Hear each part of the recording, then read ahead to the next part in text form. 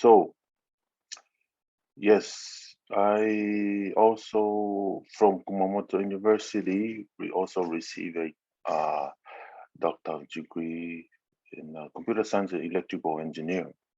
So, and I was also a MEX recipient in 2011. That's how I got here to Japan. I received a MEX scholarship in 2011, and me and my family moved here to Kumamoto University, and I got my master and my doctor degree in engineering, computer science and electrical engineering from the same university, Kumamoto University. And today we're going to talk about e-learning indicators in the island of Tonga. I think the reason why I picked this one because there's only one e-learning system that I know so far, which is University of the South Pacific, and that's on the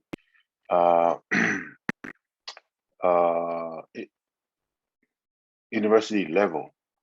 But most of the educations are the educational section focus that I'm going to present my presentation today is on secondary schools.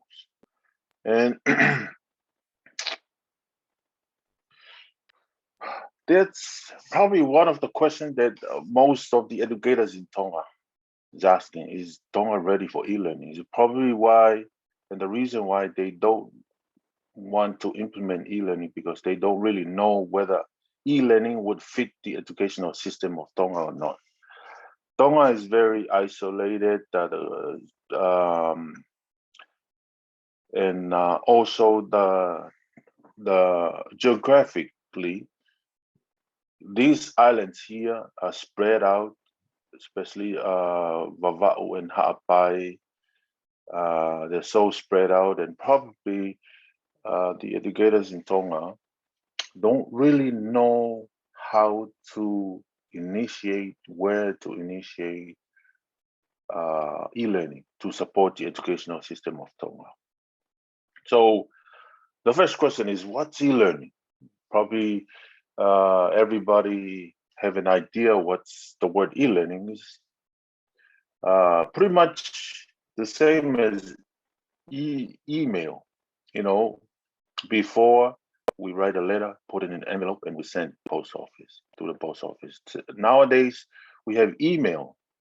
So e-learning, emails, mails, you receive the mails and send them electronically.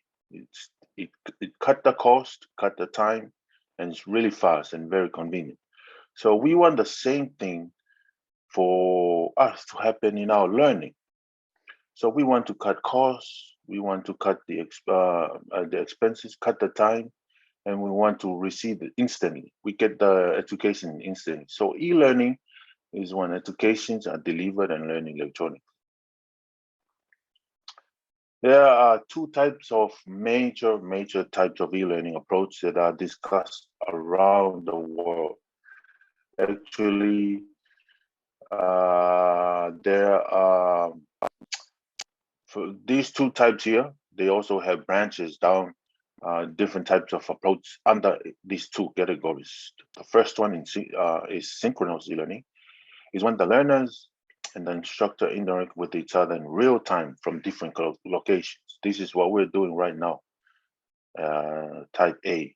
Type B is asynchronous e-learning, is when learners complete self-paced online training through a e-learning platform. Some people call it distant learning. And this is when a system, e-learning system is set up and students just log in and they learn on their own base. So most of the time, the instructors and the students are not online at the same time. I implemented a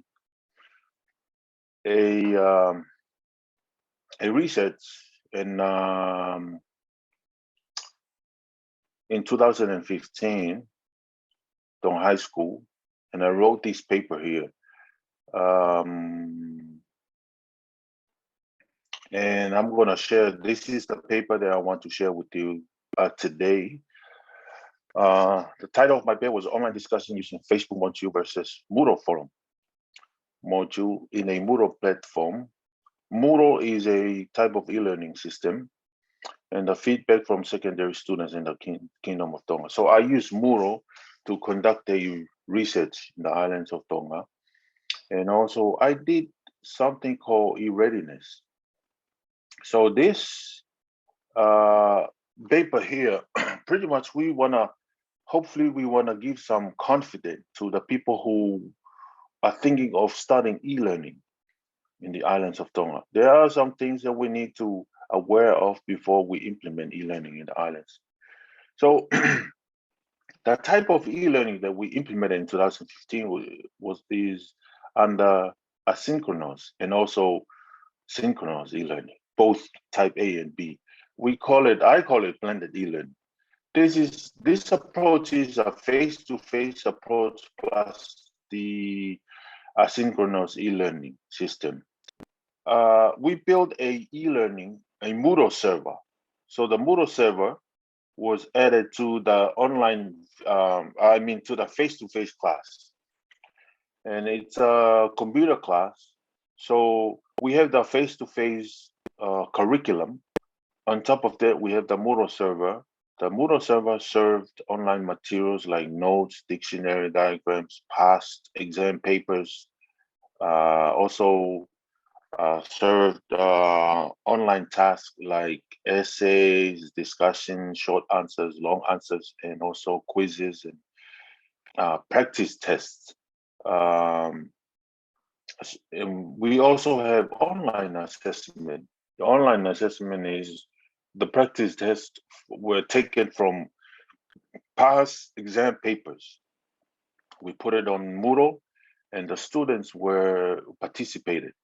So we blended e-learning into the face-to-face curriculum of Tonga High School, Form 6. Now, before that, you see the starting of the e-learning, it's right here. But we wanna talk about before in the time frame, what we do before we implement e-learning, and that's pretty much what I'm going to spend the rest of the time on it. The secondary schools in Tonga, we're going to talk about the e-readiness. What are some of the e-readiness indicators in the islands of Tonga? So e-readiness is how ready are the crowd, how ready are the community, how ready are the country to handle e-learning. So we're going to talk about the digital literacy, internet usage, the devices and the connections. And on this paper, the closest platform we use that kind of has the close behavior to e-learning system was Facebook. And the reason why we picked Facebook because Facebook was pretty much has the highest traffic out and in from Tonga usage at the time. And we were assuming that Facebook was also vast use among by secondary students, according to sources. So that we use that as an indicator of e-readiness, how well Tonga is ready for e-learning. Now, to begin with the introductions, that electronic readiness, also known as e-readiness, is the measure of the degree of which nations or the community or the group of people or the society may be ready or willing to prepare to obtain benefits from ICT, such as that is used in e-commerce, e-learning, or e-government. I think this is pretty much straightforward theory that before you play the game, you gotta exercise, you gotta earn more skills, you're gonna build your ability and capability before you play any sports, just like e-readiness. So the typical assessment that were used to integrate e-learning was based on the percentage of internet users, internet subscribers, or mobile cellular subscribers, and to measure the e-readiness. But we did a little bit different approach at this time to measure the e-readiness indicators in the islands of Tonga.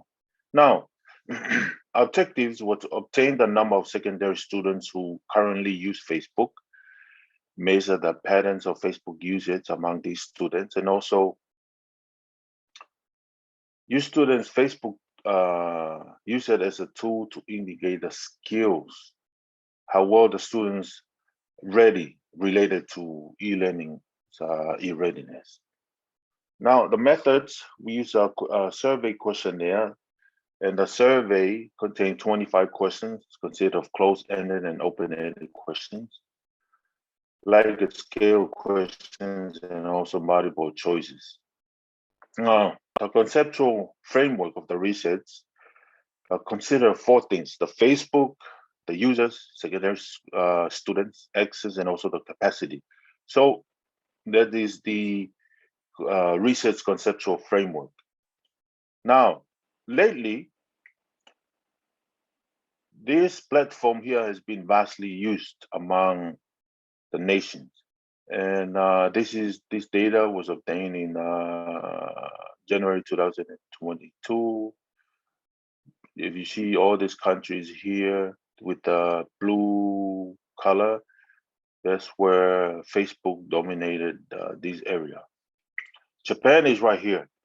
Instagram dominated Japan. So, but pretty much the rest of the world are dominated by Facebook. Now, in Tonga, back in 2014, according to sources, there were around 21,000 number of users, Facebook users. The Twitters were only around 600, and YouTube around active users. So that's why we picked Facebook. And the group age, the reason why we picked the Facebook was the group age usage of Facebook were 13 to 14 years of age, around 10, around 11%. 18 to 24, around 36, and 25 to 34, around 31%. And of course, older than that, there was some percentage. In gender, female dominated Facebook in Tonga. So at a time. So now, in our research, we're going to talk about some of the results of our research here. Secondary students, 186 participated on the survey. 56% were young ladies who were active on Facebook, and pretty much 25, around 25 were young men in high schools. And the number of students participated, age group, pretty much there's a bell curve here, around 16, 17 years of age, 18. They pretty much use Facebook a lot among the group. Now, I was surprised at this data here that 18% had experienced e-learning. So when I gave the survey and they asked, what do you mean by this question? I said, it means that there's a server, you study online through a platform. The platform provided, and I told them, for example, USB have a e-learning platform where students log in and they learn online. They submit assignments online, they do work online, and they say, oh yeah, we've experienced it. 18% of the high school students have experienced e-learning. And now one of the questions were, how many of them use, email versus social media, Facebook? Surprising, nobody even use email. I use email a lot, and I guess they skip using email to social media. So in Facebook, this is the how much they use the Facebook features. About 27% they use comments a lot. 28 they use the chat features. The 20% they upload pictures, and about 2% they update status. That's why they spend most of the time probably chatting and making comments, because that's why the percentage is kind of low. Messages, news feed, about 11% they had no response. But we can see here, this is pretty much the behavior of e-learning in an e-learning system. So you gotta make comment, distribute to the online discussion. You gotta ask questions. You gotta be able to create some content and create some discussions, and bring some ideas to the learning group. You gotta be able to understand where you stand on the course, whether you know the content, or whether you need help, or whether you are confident that you've learned enough. You also got to be able to learn from others. E-learning, you learn a lot from others, from especially your peer groups.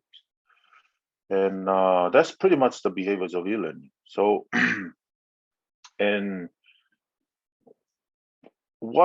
at the time, one of the things that really was on the table, dialogue by a lot of educators, were online discussions. And the reason why, because in a face-to-face, a lot of students really don't open up when they do discussion in the classroom.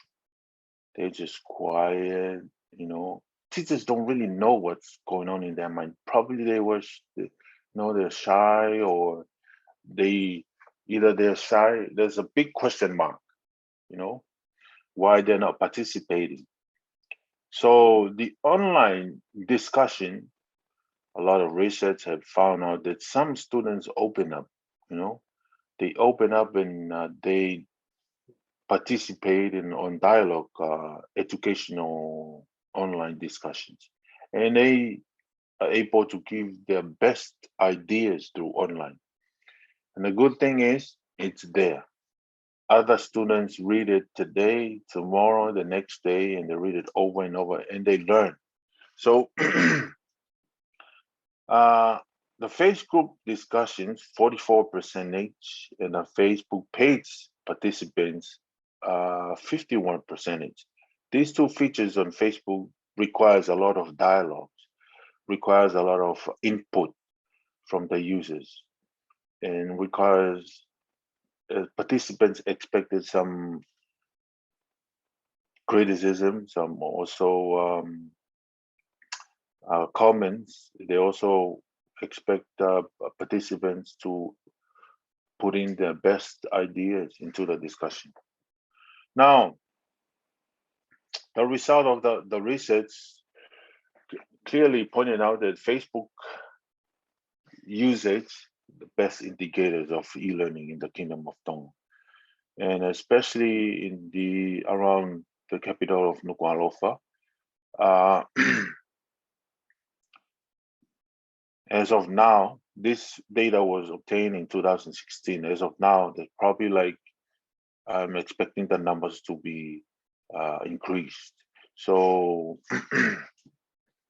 I think, for me personally, I think Tonga is ready for e-learning, according to these indicators of e-learning. Students can be able to dialogue online, participate online. If they can participate on Facebook, it's just a little bit explain a little bit of directions for them to participate on e-learning. So now I'm going to introduce, this is pretty much a setup of an environment for e-learning system. Typically, there's a server. I'm using Moodle here. Moodle is an e-learning platform. There's a server, and the participants are students, teachers, staff, or system administrators. So Moodle, it's an open source, good open source. That means a programmer can add on some features to Moodle, however they want the students to participate. And Moodle, it's also flexible. You can access mobile through mobile, easy integration. This requires a lot of the programming. The security and the privacy is high and it's accessible for all. Now, students can access the materials, tests, private files. All this can be accessed online. So as the teachers.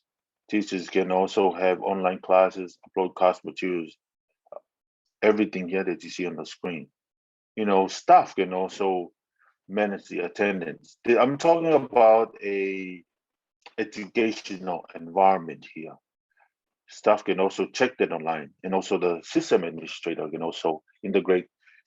When I did my research, I created a module of Facebook inside Moodle.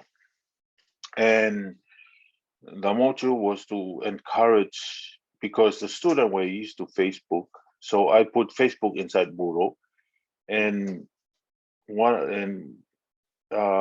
of the results of which is written on other papers, that students were participated more using Facebook module than the Moodle module itself. Maybe because they felt more confident of they see Facebook. Oh, there's a Facebook comment on Moodle. They were able to open up in dialogue. However, students participated through Moodle module were more educational than those who were participated through Facebook module. I think the moat were when they saw the Facebook module there, the moat were, oh, this is for socialization. And when they were given the chance to use the Moodle online discussion module, then the mode was educational discussion. So now, this is just an idea, an example for the Peace Corps. We can put up, this is just a diagram. If we can put up a server in Tonga, everybody can access through Tonga to the server, the Moodle server. And we can provide free tutoring online for secondary students.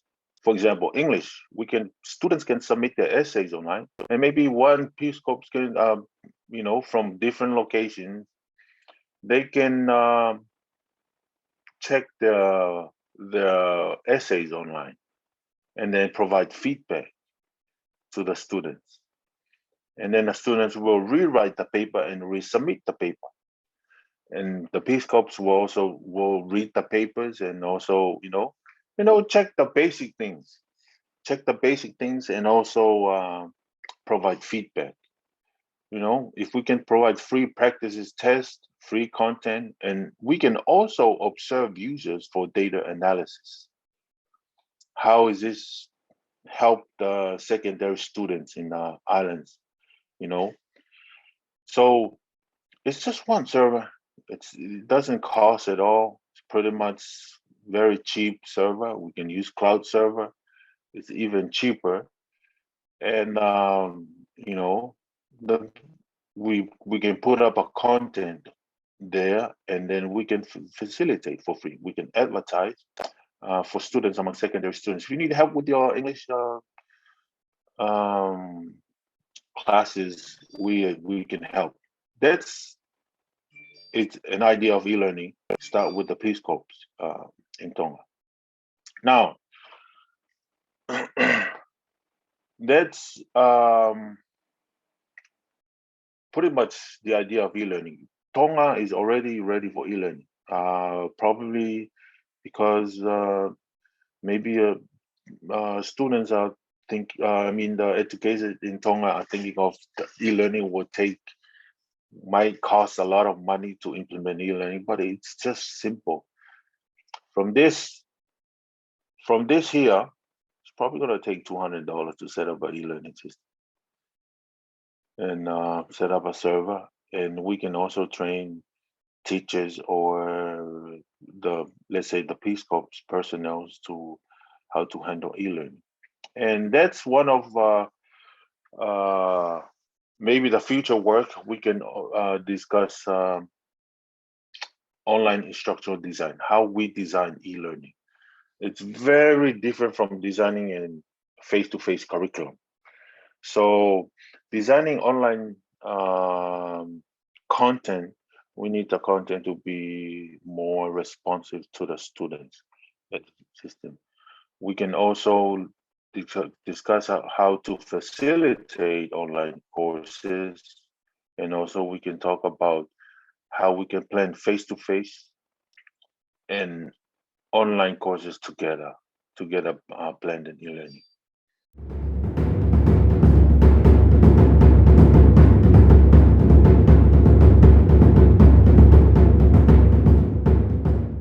I think maybe I could get started with a question just following up on something that you had mentioned at the end there around kind of cheaper options for e-learning and kind of launching e-learning. I think the accessibility has always been a question on our minds for the participants to be able to access e-learning platforms. What kind of approaches or suggestions do you have around that kind of not necessarily infrastructure, but the accessibility for the participants to be able to get online and get on those platforms? Well, I've heard, I don't know. I'm just, everything about Tonga, I pick it up from Facebook. There's some people there who are giving out some laptops in Tonga. And also, according to data, students are, I'm talking about the youth. They are accessing Facebook from Tonga. So e-learning is the same thing. If they can access Facebook, they can access the e-learning system. So it's just the idea of setting up a server. If we can set up a server, and then we give them the access. We advertise. This is how you access the e-learning platform. Tonga.to or ako.to. You access that, or they can download the apps, the Muro apps. They can download it to the iPhone or the Android, and they can access online. So with this, let's say this this diagram here, if they can, the people from Hapa and Vava'u, they can access through the mobile app or the iPad applications. If they can access that, Nick, hallelujah. Well, Fiefia, Albito, that you said that Tonga is ready for e-learning, and I'm hopeful. My issue, I don't know if this is a question or whatever, because there are a lot of platforms now for learning, but I, as a mom, cannot even afford a laptop for my 2 kids. And I cannot imagine like people with more kids, and I know they can share, but do you have any idea of because I think that is step one. We have to have the equipment before we can learn more about the platforms and how useful they are. Thank you, Eleanor, for the questions or the issues that you mentioned. As I mentioned before, you can start from using a mobile phone. Whatever devices that used by your kid to access Facebook, they can use that. If they use a mobile, a smartphone, that's good. If they have an iPad, that's good. If they have a laptop, that's good. It doesn't matter what kind of devices they use. E-learning now is designed to fit the needs. You know, we don't want to design an e-learning and it require a $3,000 laptop to access the e-learning content. No, we design e-learning to whatever is already have by the people, by the students who use it. You know, it's the same. The mobile access is the same as accessing through a laptop. It doesn't matter what kind of devices that student use. The content will still be delivered through mobile apps. There's one thing good about e-learning.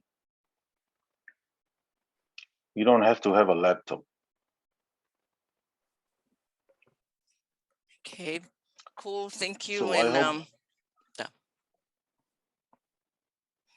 I hope the second part of my question, do you think e-learning will be a way to distance people from each other, or is it like a personal? now I am going to answer your questions according to the environment in Tonga, because we are focused on in Tonga. Now, e-learning doesn't have to distance everyone from each other. It depends on how you design e-learning. Now, the blended e-learning that we had in 2015 with the Tonga high school students still come to class and we deliver some extra work online. So we recorded some, we provided some online tutoring, online group discussions, because if you think about it, the students go to school. School started from 9 to 3 o'clock in the afternoon, and they have, like, let's say 7 subjects, and they only learn English a day for let's say computer, let's say English a day for only 50 minutes. 50 minutes a day to learn English. Do you think that's enough? Maybe it's enough for some students, maybe it's not enough for some students. However, they were still required to come to class. On their own free time at home, they can access the group participants. Some students, maybe the English class is around 1 in the afternoon, and it's kind of hot, and they fall asleep easily during the class. When they're at home at like 6 o'clock in the afternoon, at night, in the evening, and it's cool down, they think straight. They're able to, digest everything that they've learned in the classroom, and they start to participate online. So it seems like it's going to distance everybody from each other. No, it's just how you design it. Depends on the educators. If you design the system to blend into a face-to-face, then students will still come to the class, they discuss, and then when they go home, they participate online. So, but if you design it, for example, a synchronous type of e-learning, where like what we're doing right now, of course, it's going to distance everybody. There's no time to meet, but we meet online. That's the good thing about e-learning. It's just geographically, I'm from Japan, you're from Tonga, one is from the US, but we meet online. We were still close to each other, just like what we're doing right now. Awesome. Thank you. Thank you, Noah. Yeah. Toby, we have a question in the chat asking what are the challenges facing e-learners and how to overcome those challenges? Yeah, they're very good questions, Nick. Now, I came from Tonga from eating lusipi and manioc every day on Sunday.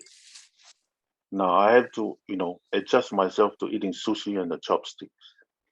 It was a little bit hard at the beginning, but I got used to it. Eating the sushi and ramen, and it's the same thing as e-learning. People access online. Mostly they access for social media. It's just for fun. Make some funny comments and do some funny status. The learners still have to focus. It's no longer a social media platform. This is an educational platform. It's shifting the mode from the social media mode to a learning environment. So, of course, the learning environment, we don't want students to joke around or do some funny. They gotta be serious. They gotta focus with the content.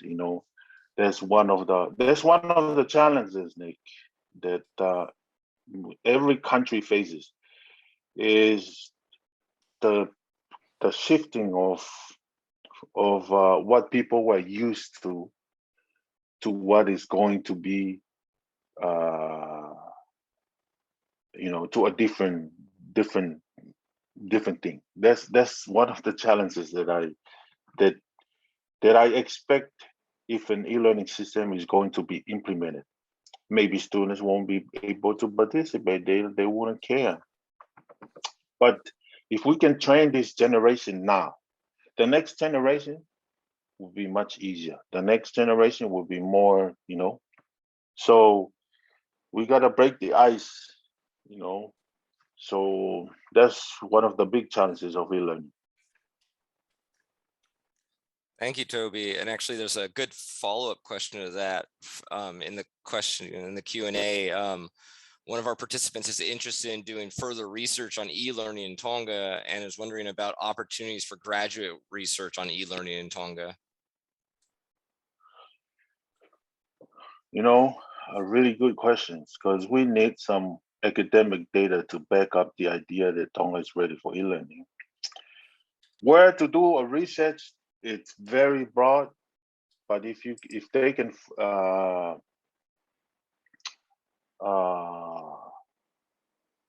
make it really specific to study e-learning in Tonga, depends on the needs of where they want to study, where they want to do research. If it's going to be in Nuku'alofa, it's probably much different from Mava'u and Ha'apai.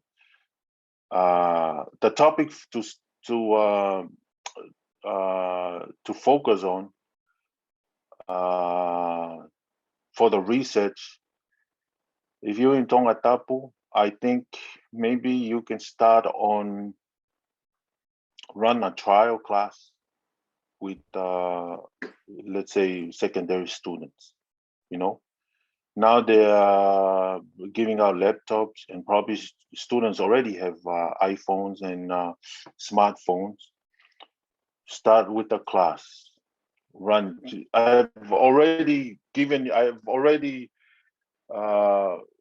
I did the research of e-readiness, and according to the research, it's ready. Tonga is ready for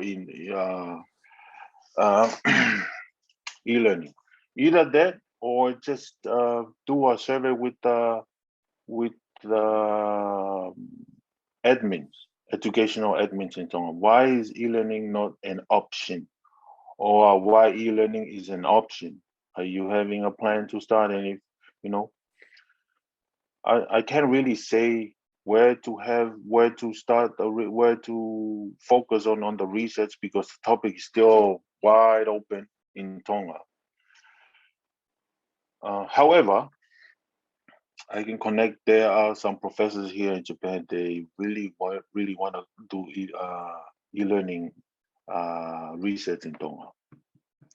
So I can connect that with the university who's willing to fund. And I've tried to introduce e-learning. And if Tonga accepted my proposal back 5-6 years ago, I think the university would have could have funded the implementation of e-learning in Tonga, but you know they turned me down. So yeah. So tell that person to write me an email and or send me the information. Yeah, we could share your email with the participants in a follow-up to this webinar with along with the slides. Do you know of any universities that are doing research on e-learning, whether in Tonga or the Pacific region? I know a lot in Japan. I don't know about the States or other countries, but I know a lot of universities who are they doing research. They're probably doing it in other countries, but those other countries are, you know, the topics of implementing e-learning in developing countries is very much discussed here in Japan. The reason is because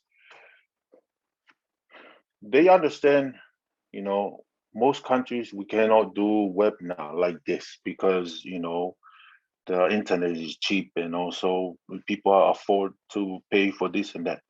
So they are designing, so the programmers nowadays are writing systems that were able to, if your connection is only 1 gigabyte a month, so they are trying to improve the e-learning system where you can use that 1 gigabyte every day to access the content, let's say 1 hour a day, and participate.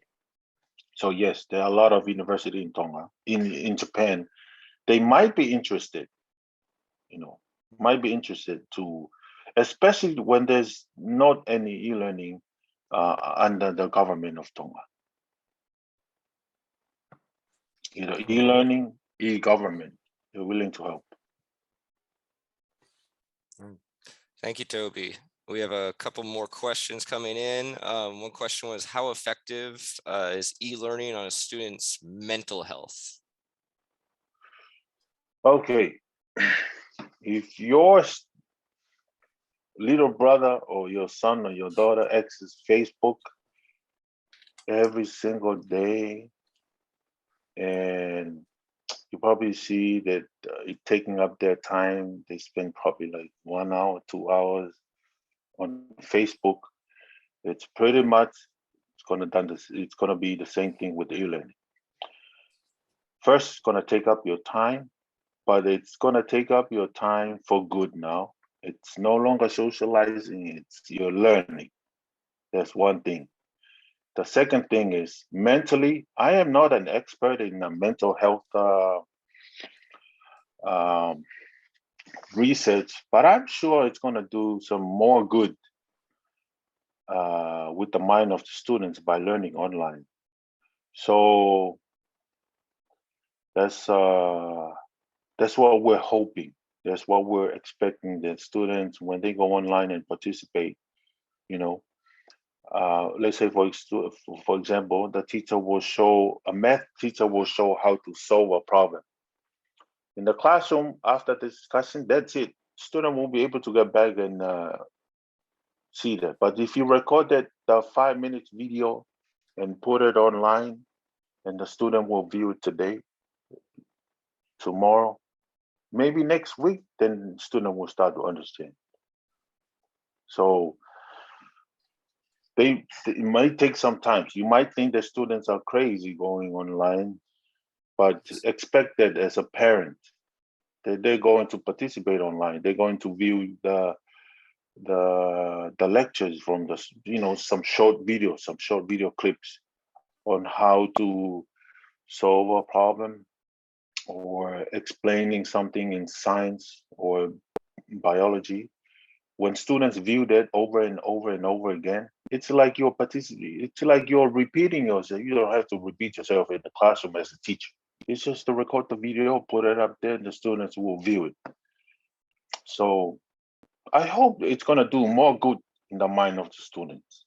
And that's what we're expecting. And that's pretty much, according to a lot of research paper, that's pretty much the result.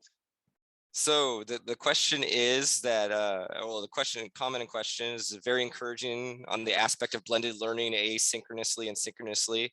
The comment, I feel that e-learning will be more appropriate for those in the outer islands, which may avoid parents having to be displaced to Tonga Tapu for education purposes. No, there's one thing, that's the beauty of e-learning. You start where you live, where you stay. You can access from Hawaii. If you can access Facebook from Koto and Nomuka, and hey, that's the same thing as e-learning. It's pretty much the same. They don't have to relocate. So I had an additional question, and we had talked about this kind of creative ways of using technology and software away from the traditional maybe desktop computer or laptop approaches. Are there other ideas that you have had on being able to improve educational outcomes using different kinds of software or apps or different forms of technology? I know you've mentioned mobile phones. Well, I'm a system engineer in Japan, and I help a company develop a software for the companies to cater the needs for their HR system. So there was so 15 days before payday, it takes about 15 days for the HR manager to get all the requirements, the reports that has to be submitted to the tax department in 15 days. So I developed a system, and you can do it in just 1 hour instead of 15 days. So I developed the system for about 1.5 years, because I did it myself, only myself, by myself, so to do that, good thing about is, Nick, there are already open sources software. You don't have to develop it. We just need some good programmers to design. It's not going to take much. We can start with the open source like Moodle. We can start with the open source. Moodle is convenient because you can access the source code, and you can you can add in some functions and some modules to Moodle. And with Moodle, you can access through mobile and iPad, and any internet devices you can access through Moodle. So Tonga can start using Moodle and other open source platforms, and then you can add on the functions there, and pretty much the good programmers, they know where to find good source code and modify those code and add it onto the open source platform. Just one thing, when the pandemic hit the world in 2020, e-learning was pretty much used a lot here in Japan. So, and my kids were able to participate online from home for pretty much 1.5 years. When I thought about Tonga, I introduced e-learning back in 2013. I wondered, I wish Tonga was able, accepted my proposal before the pandemic, because it could have been a good ice break for students that they had no choice but to access e-learning to participate online, because they were not able to go on campus. So it was a great opportunity if Tonga had e-learning, back then. So, but I hope this would be able to struck the minds of the educators in Tonga that they really need e-learning. Yeah, another comment is also the challenges of accessibility and functionality of e-learning in the outer islands is the same challenges faced for telemedicine, which is yet to happen as well. But the noting the benefits of that kind of access as well, not just for education, but also in the medical field. Yes, I think All right. E-medicine, it's pretty much the same, Nick. It's the same principle, like the e-medicine or the telemedicine, however they call it. It's the same functions. It's the same kind of a platform. It's just the topic. It's just the title is different, but behind the title is just the same function, same thing, same principle, same as Facebook. You know, the title is Facebook, but you know the objectives for socializing, but they deliver that through a platform. It's the same platform as Facebook. It's just the purpose is different, but you know it's the same thing. So Tonga is ready, I think.